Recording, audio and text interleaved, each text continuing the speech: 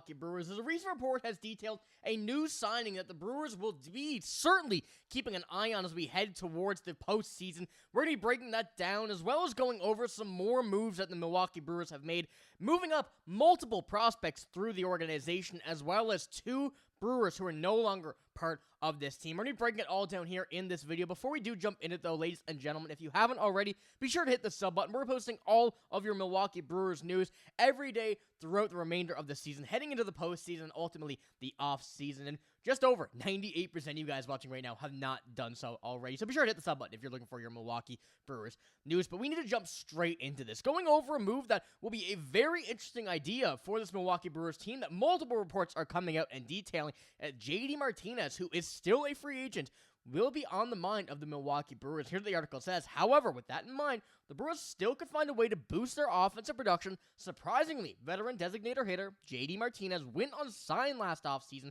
after a strong year with the New York Mets. Given that he remains unsigned, he would need a little bit of time to ramp up, but the veteran slugger has yet to announce his retirement, so he is available to contend, to help a contending team in need of a bat. Now, the Milwaukee Brewers, I wouldn't say are in need of a bat necessarily, but after this trade deadline and after what a lot of people thought was going to be an acquisition of a power bat, the Milwaukee Brewers did not go out here and do that. They ultimately lost out on a Eugenio Suarez, lost out on a few other players who had a bit more power than some of these Brewers that they currently have on the roster, but a guy like JD Martinez could be the pathway that this team takes at this very moment. And of course, as you saw there from that article, JD Martinez not yet retired. He has not come out and said that, which to me, in my mind, really says that I very confidently think he will be on an MLB roster heading towards the postseason. And of course, as you saw there, he would need time to ramp up. But what we saw from his last few years in production over the New York Mets, the Dodgers, the Red Sox, he's been a very solid player. And especially going off last year with the Mets,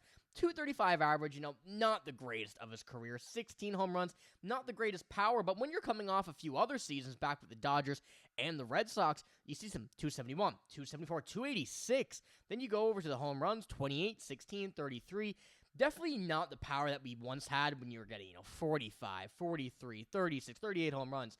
But for a guy in a DH who, not necessarily would be the main, your number one star hitter on this team, he would be the power bat that would bring exactly what you need headed towards the postseason. And with numbers like an 893 OPS and 867 OPS, he really has that power that is still prominent with his career, and exactly what the Milwaukee Brewers could use as not just a bench bat, but throw him in DH whenever you need him. And I think that's why JD Martinez has such a very, kind of interesting market heading towards this offseason, is because of what he brings to the table and still how good he's been. You see an all-star there, multi-time all-star, in fact, 6 years of his career, but not all of them, but a lot of those coming 2018, 2019, 2021, 2022, 2023. Not one last year, but he's still very, very good at the age of, 37, going on 38 here in about a month or so. And I'm very intrigued to see what the, kind of the remainder of his career kind of leans towards, whether or not he is going to be signing with a team here heading towards the postseason. And we know it would be a postseason team. There's no point in JD Martinez signing with a team that wouldn't be going towards a postseason, maybe even World Series.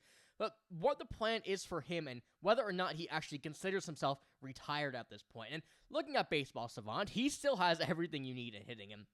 These are going off his most recent season, so that with the Mets, and you see his barrel percentage, 94 percentile, the sweet spot percentage, 92 percentile, expected OBA, 86 percentile. He's still very, very good. And of course, he'll swing and miss at a few balls, but if he's making contact, it's going yard. I think that's the big thing that this Brewers team don't necessarily need. I'm going to keep that in mind because we have to remember what Matt Arnold said about the idea as well. And, you don't want to change the team too much. You want to keep what you have structured, going well, but coming into this season, the remainder of this season, going towards the postseason, having an extra power bat that, you don't need to rely on, but will always be there if you need it, is something that I think this Brewers team really should just kind of entertain a little bit in here. I think that's why JD Martinez is such an interesting topic. So I want to know what you guys think. Do you think JD Martinez could be an option here as, a possible DH down the stretch or down as a possible bench bat, but someone that, you can throw in whenever if you need a potential, extra base hit, home run, whatever. I think that JD Martinez still has that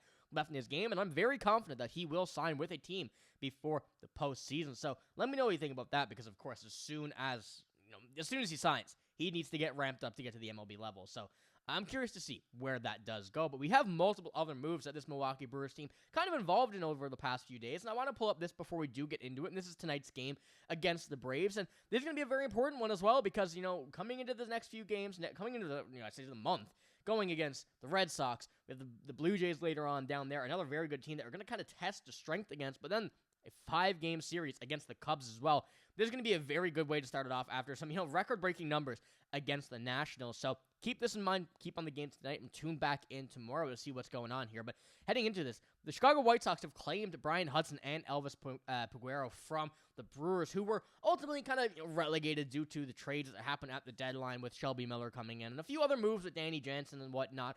Makes sense that, these guys were going to go claim somewhere. I really didn't think that they would have had the opportunity to go down to AAA. Brian Hudson was someone that is very interesting in the topic, and we spoke about him being a potential trade target here at the deadline, but ultimately not dealt. Seemed like the Brewers were just trying to get rid of him anyway, and ultimately they couldn't get any value out of him, so it makes sense that he was going here as well with Elvis Peguero. So this is just a couple moves to kind of keep an eye on, or kind of go up with, I guess we could say, as we head down the stretch now, knowing that these names are not in the organization any longer. But some more moves have been made. These ones are very interesting when it comes to the Milwaukee Brewers, a plan going over the next few years. And taking a look at this, according to a post on social media by the Brewers, Jesus Made and Luis Pena, ranked at the MLB pipeline as number 1 and 2 prospects within the Brewers farm system, are making the moves from single-A Carolina Mudcats to the high-A Wisconsin Timber Rattlers. So this, of course, no impact this season for this Milwaukee Brewers team. These guys, still very young yet, are not going to be anywhere, close to this roster here for this season.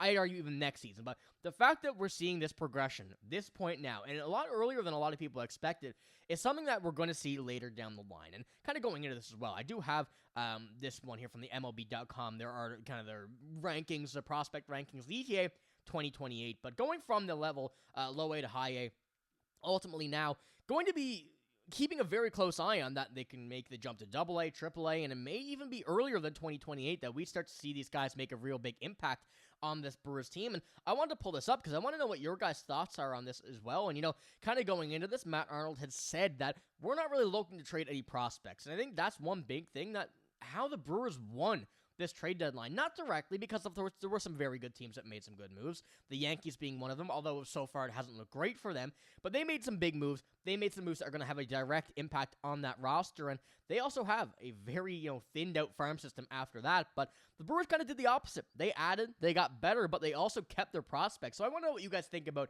kind of Jesus Mate, Luis Pena. Do you think that eventually we will see a trade going down with either of them? Maybe in the offseason, maybe in next year's trade deadline. I know we're getting quite ahead of ourselves, but this is something I think the Brewers and Matt Arnold have kind of vocalized, that they want to keep this team built up and down, whether it is down in the minors, whether it is in the MLB. They want to make sure that there will never be a situation where they really turn the entire franchise around. So I think it's another good thing to point out, seeing these guys take that leap already, and hopefully we do see them take some more leaps soon. No point in rushing them, because obviously a lot of time yet before they do get to the MLB, but they're definitely some players to keep an eye on now, and it's always good to see some of your top prospects taking that leap. So let me know what you think about all this news here in the comments below, but that's all I got in this video. If you did enjoy, give it a like, hit the sub button as well. I'm signing out, though. Thank you for watching. Hope you have a great day. See you later.